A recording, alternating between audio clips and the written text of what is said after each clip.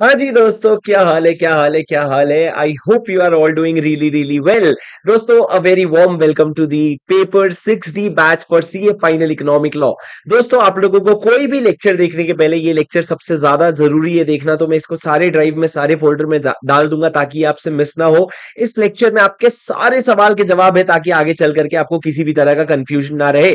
इस वाले particular lecture में, इंट्रोडक्शन में, मैं आप लोगों से कुछ बेसिक चीजें बात करने वाला हूं, थोड़ी सी टेक्निकल चीजें सॉर्ट आउट कर लेते हैं। जैसे कि आप लोगों के लेक्चर को देखने का आपका सीक्वेंस क्या रहेगा, कौन से मटेरियल यूज होंगे, रिवीजन वीडियो का क्या होगा, और 6D और पेपर 4 के बीच में क्या डिफरेंस है, ये कब के रिकॉर्डिंग्स होने वाले हैं, और केस लॉस का क्या होगा, और उसके अलावा डाउट्स का क्या और अमेंडमेंट्स का क्या, ये सारी चीजें मैं आपको इसमें बताने वाला हूं। तो थोड़ा जरा सब्र रखिएगा, सारी बातें सुनिएगा, फिर उसके बाद आप लोग आराम से अपने लेक्चर्स वन बाय वन देखना शुरू कर सकते हैं। सबसे पहले दोस्तों मैं बता दूं, आप लोग अगर ये लेक्चर ले रहे हैं तो आप लोग दो में से कोई एक तरह के लोग होंगे। या तो आपने मेरे पेपर 4 के लेक्चर्स, या तो आपने पेपर 4 पढ़ा है या फिर नहीं पढ़ा है। अगर आपने पेपर 4 पढ़ा है तो आप लोगों के मन में ये रहेगा कि 6D में मेरे को क्या कुछ एक्स्ट्रा लेक्चर्स देखने हैं या क्या करना है, मुझे थोड़ा सा समझा दीजिए। मैं आपको समझाता हूं सर, ये लेक्चर कैसे ऑर्गेनाइज्ड है। अगर आप देखिए, आपको पता होगा कि आपके सिलेबस में कुछ चैप्टर्स 6D में न्यू है और कुछ चैप्टर्स कॉमन है। सर, कॉमन चैप्टर्स कौन से हैं? पीएमएलए, फेमा और आपका आईबीसी। ये तीनों चैप्टर जो है ये कॉमन है, मतलब आपके पेपर 4 में भी ये तीनों चैप्टर आते हैं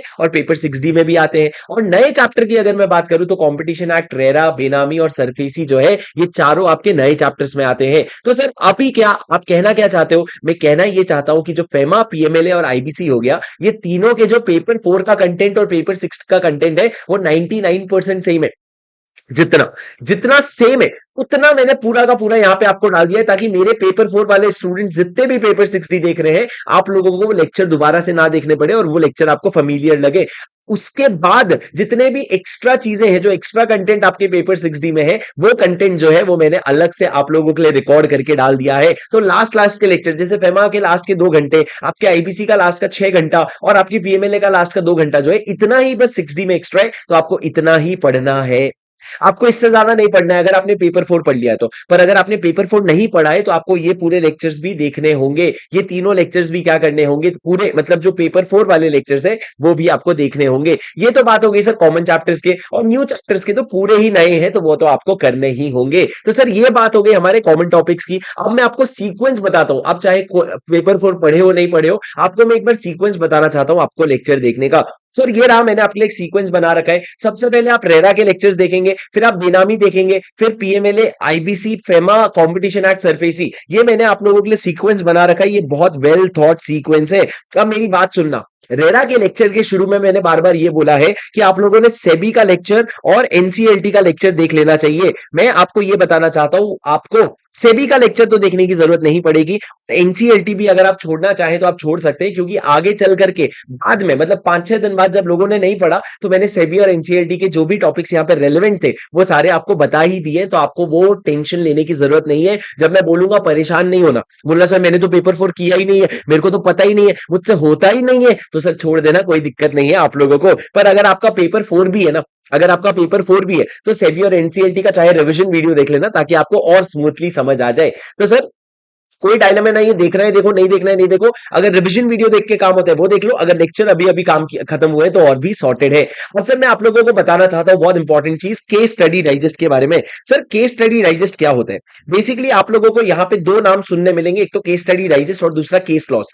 केस स्टडी डाइजेस्ट क्या होता है? इंस्टीट्यूट ने 55 क्वेश्चंस का एक पूरा मटेरियल बना रखा है, जहां पे उन्होंने सारे केस स्टडीज जो है वो डाल रखे हैं। अब सर जो केस स्टडीज है वहां पे, वो सारे के सारे केस स्टडीज आपको क्या करने चाहिए, वो सारे के सारे केस स्टडीज आपने सॉल्व करने हैं। पर सर क्या पहले उसको कर ले? आप पहले उसको कर ही नहीं पाओगे, क्योंकि एक केस स्टडी में सारे चैप्टर्स के क्वेश्चंस मिक्स होते हैं, और अगर आप कर रहे हो और एक आधा चैप्टर आपको नहीं आता, इतनी मेहनत से केस स्टडी पढ़ रहे हो, मतलब क्या बचा? तो इससे बेटर है कि केस स्टडी जो है आप एकदम लास्ट लास्ट में करें। और सर दूसरी बात आती है केस लॉस की। केस लॉस मतलब क्या होता है? जो लॉ में कुछ डिसीजंस आए हैं, वो सारा केस लॉ होता है। अब केस लॉ कैसे करें सर? केस लॉ के लिए मैं आपको बता रहा हूं कि आगे चल करके मैंने आपको बताया कि केस लॉ के वीडियो मिलेंगे, पर मेरे को वीडियो से ज्यादा अच्छा सोल्यूशन ये लगा कि हम लोगों ने केस लॉ के क्या कर लेने चाहिए, ऑडियो बना लेने चाहिए। तो जितने भी केस लॉज आपके केस लॉ के बुकलेट में थे, उसको मैंने पूरा समराइज कर दिया एक वर्ड फाइल में, और उसके बाद वो समरी जो है ना, उसका मैंने जो जितने भी इंपॉर्टेंट केस लॉज है उतना मैंने आप लोगों को रिकॉर्ड करके दे दिया है। क्यों सर? देखो, आप जब केस लॉज तक पहुंचते हो ना, पहली चीज आपके पास इतना टाइम नहीं बचता है। दूसरी चीज, पूरे अटेम्प्ट में एक केस लॉ आता है मुश्किल से मुश्किल, और वो केस लॉ आप एक बार रीड करोगे ना आपको समझ आ जाएगा। तो इतना ज्यादा टेंशन केस लॉ की लेने की बिल्कुल भी जरूरत नहीं पड़ेगी आपको। आगे की बातें करता हूं सर मैं आपके साथ, मटेरियल की बातें मैं आपसे क्लियरली करता हूं, कौन सी मटेरियल सर आपको प्रिंट करवानी है। देखो बहुत इंपॉर्टेंट है, आप ये लेक्चर जब भी देख रहे हैं तो आपके पास एक गूगल ड्राइव का लिंक हो। कौन से गूगल ड्राइव का लिंक हो सर? गूगल ड्राइव का लिंक जो आपको ईमेल में मिला ही होगा। अब सर वो ईमेल में जो गूगल ड्राइव का लिंक है, ओ बेटा जी, चलो पीछे चलो, रुक जाओ सर। जो गूगल ड्राइव का लिंक है बेसिकली, वो गूगल ड्राइव का लिंक कुछ इस तरीके से है, तुमको पता है क्या? अच्छा, हाँ ठीक है, ये रहा सर। सॉरी सॉरी सॉरी, मैं थोड़ा पुराने जमाने के जैसा किया। सर देखो गूगल ड्राइव लिंक में आपको पेपर 60-70 आवर्स वाला लिंक मिलेगा। सर इसमें ध्यान से देखिएगा, सबसे पहले तो आपका चैप्टर वाइज लेक्चर डला हुआ है रेरा, शायद मैंने जो सीक्वेंस में पढ़ने बोला शायद वो सीक्वेंस में ना हो, पर आप वो आराम से देख सकते हैं। सर यहाँ पे अगर आप जीरो देखेंगे तो जीरो है नोट्स बाय शुभम सिंगल। इसमें सबसे पहले सर क्लास नोट्स है, इसमें जो भी थोड़ी बहुत चीजें मैंने क्लास में स्क्रीन पे लिखी थी वो मैंने यहाँ पे डाल दी है। उसके बाद सर आप देखेंगे सिग्निफिकेंट केस लॉज है यहाँ पे सारे केस लॉज चैप्टर वाइज, यहाँ पे ऑडियो, और यहाँ पे नीचे आपको नोट्स भी मिल जाएंगे, सारी चीजें आपको सर जो है यहीं पे है। अगर आपको कुछ चीजें नहीं मिल रही है तो वो समझना कभी बना ही नहीं था, तो उसकी जरूरत आपको पड़ेगी तो आप उसको थोड़ा सा खुद से भी कर सकते हैं, वैसे जरूरत पड़ेगी नहीं। मैं आपको इन जनरल बता रहा हूं, जो यहाँ पे नहीं है वो कहीं पे भी नहीं है। उसके बाद सर एडिशनल वीडियोस में मटेरियल में मैं आप लोगों को बताना चाहता हूं कि आप लोगों को मैंने बहुत सारी ऐसी चीजें दी है जो इंस्टीट्यूट ने शुरू शुरू के 2-3 अटेम्प्ट में बाहर से क्वेश्चंस पूछे थे, तो लोगों को बहुत ना फोमो हो रहा था, तो उनके मन को शांत करने के लिए मैंने यहाँ पे चीजें दी है। मैं पर्सनली अगर एग्जाम हॉल में जाऊंगा तो मैं प्रिंट आउट लेकर के शायद ना जाऊं इन चीजों का, पर आप लोग अपना डिसीजन खुद बनाएं। ये चीजें कहीं भी क्लास में ना कवर होगी, ना कभी कहीं भी होती है, ना कभी भी हो पाएगी, पर आप ये चीजें अगर मन की शांति के लिए ले जाना चाहते हैं तो ले जा सकते हैं।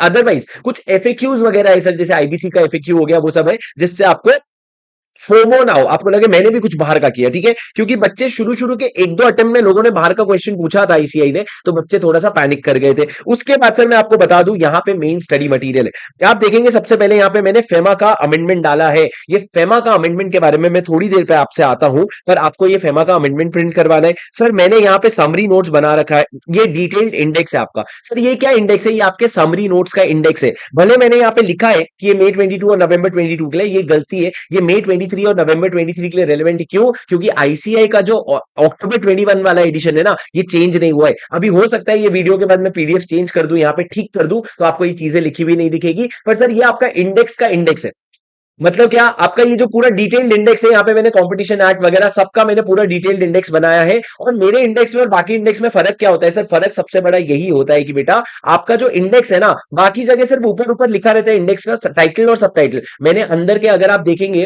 तो यहाँ पे देखो कॉम्पिटिशन एक्ट का, तो मैंने अंदर जितने भी केस लॉज है या जो भी रेलिवेंट डेट है वो सारी मैंने यहाँ पे डालने की कोशिश की है, ताकि आपको बहुत ज्यादा अंदर जाकर के खोजना ना पड़े, बाहर से ही आपको पता चल जाए। और तो कुछ कुछ टॉपिक्स में तो मैंने डेट्स वगैरह भी डाली है, जैसे कि अगर आप सरफेसी का देखेंगे फॉर एग्जांपल, तो मैंने यहाँ पे ये भी डालने की कोशिश की है केस लॉ का समरी, एक एक लाइन में केस लॉ का समरी हो गया। उसके अलावा अगर आप देखेंगे यहाँ पे सारे डेफिनेशंस और सारी चीजें डाल रखी है सर, बेसिकली बहुत मेहनत लगी है इंडेक्स में। और उसके बाद मैं आपको ये खुल के बोलूंगा कि आज के डेट में मार्केट में जितने भी इंडेक्स है उसमें सबसे प्यारा इंडेक्स ये बना है, क्योंकि इसमें मेहनत हुई है। और भी लोग बना सकते हैं पर उन्होंने और बेटर मटेरियल्स कुछ और बनाए हैं, पर मेरी बात सुनो, इंडेक्स तो ये आपको चाहिए। उसके अलावा सर आपका जो केस स्टडी होता है, केस स्टडी का भी मैंने इंडेक्स बना दिया है सर। अब ये इंडेक्स का इंटेंशन क्या था कि शुरू शुरू में आपको अगर लग रहा है नहीं मेरे को केस स्टडी करना है, तो मैंने क्या किया, केस स्टडी को, सारे केस स्टडी आपके 55 केस स्टडी है, उसको डिफिकल्टी लेवल के हिसाब से डिसाइड कर दिया। इजी, मस्ट, सॉल्व, इजी, जो इजी है उसको इजी रख दिया, जो मस्ट सॉल्व वाला है वो आपको करना ही पड़ेगा। सर उसमें मैंने यहाँ पे रिमार्क्स में सबसे पहले क्या डाला है, कौन कौन से एक्ट इन्वॉल्व है, जैसे कि आपका सीसीआई हो गया, आईबीसी हो गया, फेमा हो गया, तो आपको पता है केस लॉ 1 में कर सकता हूं, इसमें मेरे को रेरा का, पीएमएलए का टेंशन लेने की जरूरत नहीं है। ये देख करके मैंने आपके लिए केस स्टडी बनाया। आपको कुछ और अपने लिए लिखना है तो आप लिख सकते हो, ताकि ये मटेरियल को आप अपना बना सको। ये हो गया सर आपका इंडेक्स ऑफ केस लॉ। और सबसे इंपॉर्टेंट बात आते हैं समरी नोट्स पे। दोस्तों देखो सच बताऊंगा, ये समरी नोट्स जो है ना बहुत पहले बने थे।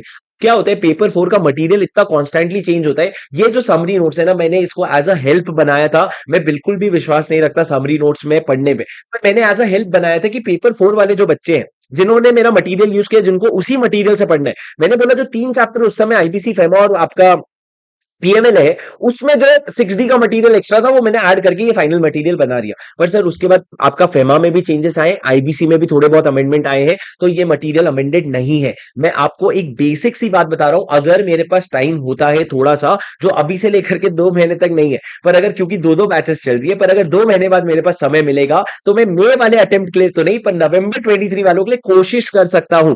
अगर मैंने इसको अमेंड किया तो आपको मेरे को पूछने की भी जरूरत नहीं है, ये फाइल यहाँ पे अपडेट हो जाएगी। पर जब तक ये फाइल है सर, ये फाइल में कंपटीशन एक्ट है, रेरा एक्ट है, आप इसमें से काफी सारा कंटेंट यूज कर सकते हो, काफी हद तक कंटेंट यूज कर सकते हो, आपको कोई प्रॉब्लम नहीं आएगी। क्या आप समझे सर? पर समरी नोट जो है अगर अपडेट होंगे तो आपको यहीं पे मिलेंगे। Don't worry, it is something just an additional material. अगर आपके पास मेरा लेटेस्ट पेपर 4 का मटेरियल है तो आप देखो वो मटेरियल तो सेम ही है, उसके ऊपर जो एक्स्ट्रा है वो आप अपने स्टडी मॉड्यूल में भी मार्क कर सकते हो कि भैया ये एक्स्ट्रा है जो पेपर 4 में नहीं था। ठीक है, तो ये सर हो गए आपके सारे मटेरियल। एक और चीज मैं आपको बताऊंगा, थोड़ा रुको सर। क्लास नोट्स हो गए, significant case law additional material, Shubham Singhal material भी हो गया, और ICI material to be printed. अब इसमें देखो सर, मैंने आईसीआई का जितना भी आपका फाइनल पेपर 4 का बुकलेट है सर, हम लोग आईसीआई से मॉड्यूल मंगवाते हैं, जो मॉड्यूल है वही मैंने यहाँ पे डाल रखा है। पर क्योंकि आईसीआई कभी कभी मॉड्यूल अपडेट करके नहीं भेजता है, कभी कभी आईसीआई मॉड्यूल समय पे नहीं भेजता है, तो मैंने बोला प्रिंट ही करवा लो। फिर उसके बाद केस स्टडी डाइजेस्ट भी जो है ये भी लेटेस्ट वाला है। उसके बाद सर कोई रेफरेंस है जहां पे इन्होंने कुछ एक्स्ट्रा केस लॉस डाले हैं और कुछ एडिशनल केस स्टडीज और सिग्निफिकेंट केस लॉ, ये सारी चीजें या तो आप आईसीआई से मंगवा लो या फिर यहां से प्रिंट करवा लो, एक ही बात है, वो लोग भी भेजते ब्लैक एंड व्हाइट ही है दोस्तों। ठीक है, उसके बाद मैंने क्या कहा सर, ये हो गए सारे मटेरियल जो आपको प्रिंट करवाने हैं, और केस स्टडी डाइजेस्ट के बारे में भी मैंने आपको सारी चीजें बता दी। अब सर रिवीजन वीडियो के बारे में बता दूं आपको। रिवीजन वीडियो जो है बेनामी छोड़ के बाकी सारे चैप्टर का है, पर जो पीएमएल फेमा और आईबीसी है ना, उस पेपर 4 वाला रिवीजन है, जो एक्स्ट्रा पोर्शन थोड़ा सा है वो आप कर लोगे। पर रेरा का पूरा रिवीजन है, कंपटीशन एक्ट का पूरा रिवीजन है, सर्फ ये दोनों कहां पे, रेरा और कंपटीशन एक्ट यूट्यूब पे, बाकी सारे कहां है, यूट्यूब पे। बेनामी नहीं है, और बेनामी इतना सा चैप्टर है यार, या तो वो आप कर लेना या फिर मैं देखता हूं मैं अटेम्प्ट के इकोनॉमिक लॉ के पहले करवा दूंगा। और जो सरफेसी है ना, सरफेसी मैंने रिकॉर्ड कर रखा है आप लोगों के लिए, वो यूट्यूब पे नहीं है, पर अगर यहाँ पे आप जाओगे तो यहाँ पे गिफ्ट फॉर यू में सरफेसी का रिवीजन डला हुआ है, ये रिवीजन आप पूरा देख सकते हो, कसम से मजा आ जाएगा। उसके बाद सर मैं आप लोगों को बता दूं केस लॉस के बारे में, मैंने बता दिया कि प्यारा सा ऑडियो रिकॉर्डिंग हुआ है। केस लॉ को लेकर के घबराना मत, अगर एक दो केस लॉ समझ नहीं आते ना तो साइड में मार्क करके आगे चल देना, बिल्कुल भी इंपॉर्टेंट नहीं है, 4 नंबर का एक रेफरेंस आ जाएगा, बस आ जाएगा, वरना केस लॉ का एज सच इंपॉर्टेंस नहीं है। पिछले अटेम्प्ट का पेपर भी आप देख सकते हो। सर आपके डाउट्स का क्या होगा दोस्तों, देखो ऑनेस्टली टेलीग्राम पे इम्पॉसिबल हो जा रहा है डाउट्स मैनेज करना। क्यों? क्योंकि बच्चे बहुत ज्यादा बेसिक लेवल पे डाउट्स पूछते हैं। क्यों? क्योंकि उन्होंने पेपर 4 का लॉ पढ़ा नहीं है, पहली चीज। दूसरा, वो चाहते हैं कि मैं 6D का वर्ड बाई वर्ड इंटरप्रिटेशन कर लूं। नहीं बेटा, पेपर 4 नहीं है, 6D है। तुमको ऊपर ऊपर से पढ़ोगे ना तो भी 80+ आ जाते हैं। किसी भी रैंक होल्डर से पूछ लो, किसी भी 80+ स्टूडेंट से पूछ लो, तो आपको मेहनत सही जगह करनी है जो पेपर 4 है। तो पेपर 6D में एज सच डाउट का ग्रुप नहीं बना हुआ है, पर फिर भी अगर आपको बहुत ज्यादा डाउट पूछने की जरूरत है तो आप मेरे को टेलीग्राम पे मैसेज करो, मैं वहां पे आपके डाउट्स को रिस्पॉन्ड करूंगा। सर सबसे इंपॉर्टेंट पार्ट ये सुन लो प्लीज। सर अमेंडमेंट के बारे में सबसे पहले सुनना, फेमा में बहुत सिग्निफिकेंट एडिशंस आए हैं, अमेंडमेंट नहीं आया सर। अमेंडमेंट क्या होता है, कुछ पुराना स्क्रैप हो गया और कुछ नया आ गया। पुराना जरूर स्क्रैप हुआ है, पर पुराना 2 पेज का स्क्रैप हुआ है और नया 15 पेज आया है। तो सर अमेंडमेंट के जो लेक्चर्स है ना, वो आप अगर यहाँ पे अमेंडमेंट सेक्शन में जाओगे तो मैंने अमेंडमेंट के लेक्चर का पूरा लिंक दे रखा है। यहाँ पे अगर ये लिंक पे खोलोगे आप तो आप यहाँ पे फेमा के तीनों अमेंडमेंट देख सकते हो। उसके अलावा सर दूसरा पार्ट मैंने क्या बोला, आपके मॉड्यूल में ना कुछ गलतियां थी, तो वो गलतियों का आईसीआई ने करेक्ट किया है, तो वो करेक्शन का भी मैंने वीडियो यहाँ पे बना करके डाला है, वो वीडियो भी आप देख सकते हो और साथ साथ में आईसीआई मॉड्यूल में चेंजेस कर सकते हो। उसके बाद सर कुछ और बाकी चैप्टर्स के अमेंडमेंट है क्या सर, कंपनीज कंपटीशन एक्ट वगैरह में कुछ एज सच अमेंडमेंट है नहीं। अगर अमेंडमेंट होगा तो आपको इसी प्लेलिस्ट में दिख जाएगा, आपको टेंशन लेने की जरूरत नहीं है। अगर कुछ अमेंडमेंट होगा तो आपको इसी प्लेलिस्ट में दिख जाएगा, आपको टेंशन लेने की जरूरत नहीं है। ये पूरी बातें हो गई सर अमेंडमेंट के बारे में। इसके अलावा सर आपको सारी चीजें मेरे ड्राइव पे ही मिलेगी। कहां पे मिलेगा आपको? मेरे ड्राइव पे ही मिलेगा। और इसके अलावा कोई चीज अगर आपको चाहिए तो मुझे जरूर बता देना, I am very much happy to help. Sir यहाँ पे आप शेड्यूल देख सकते हो, शेड्यूल से आपको पता चल जाएगा कि कौन से लेक्चर मेरे लिए एक्स्ट्रा है और कौन से नहीं है। जैसे कि अगर आईबीसी का बोलूं मैं, तो यहाँ पे मैंने डाल दिया है कि ये सारे लेक्चर इग्नोर कर दो। अब एक चीज बताता हूं आपको, जैसे आप आईबीसी के फोल्डर में जाएंगे, एक चीज देखिए, जैसे आप आईबीसी के फोल्डर में जाएंगे तो आईबीसी के फोल्डर में आप देखेंगे, आईबीसी में तो नहीं है, पर अगर आप पीएमएल में जाएंगे, हाँ, तो सर पीएमएलए में जैसे चलो पहले मैंने ओल्ड रिकॉर्डिंग्स भी डाली थी, अभी मैंने लेटेस्ट पिछले जो 2 महीने या 3 महीने पहले बैच लिया है, उसमें जो लेटेस्ट आईबीसी और पीएमएलए का रिकॉर्डिंग है ना, वो पूरा मैंने आपके सिलेबस में डाल दिया है, तो आप लोगों को बिल्कुल भी टेंशन लेने की जरूरत नहीं है। आप लोगों का एकदम मक्खन की तरह काम हो जाएगा। आप लोग बस पढ़िए, और इकोनॉमिक लॉ में 80 से कम का टारगेट आपका नहीं होना चाहिए दोस्त, क्योंकि इकोनॉमिक लॉ में 80 इज द न्यू 60। ठीक है, I hope you get my point and I hope that you enjoy this session. Do let me know via your feedback how you felt, because your appreciation is genuinely my motivation. और अगर इसी तरीके से हम लोगों को CA final और CA final में इकोनॉमिक लॉ अगर इन्होंने रखा, तो हम कोशिश करेंगे कि आपके लिए और भी इस तरीके के कंटेंट लाते रहें, क्योंकि अभी तो इंस्टीट्यूट भी मेहनत नहीं कर रहा है इकोनॉमिक लॉ में, बिकॉज उन्होंने नया मटेरियल तक नहीं निकाला है। पर अच्छी बात है हमारे लिए, नहीं मेहनत करे, इजी क्वेश्चन पूछे, 80 नंबर आराम से दे दे, अपन पार हो जाए, वही अपने को चाहिए, है कि नहीं दोस्तों? ठीक है दोस्तों, thanks a lot, I see you in the next video. Get started soon and finish soon. See you, bye bye, take care.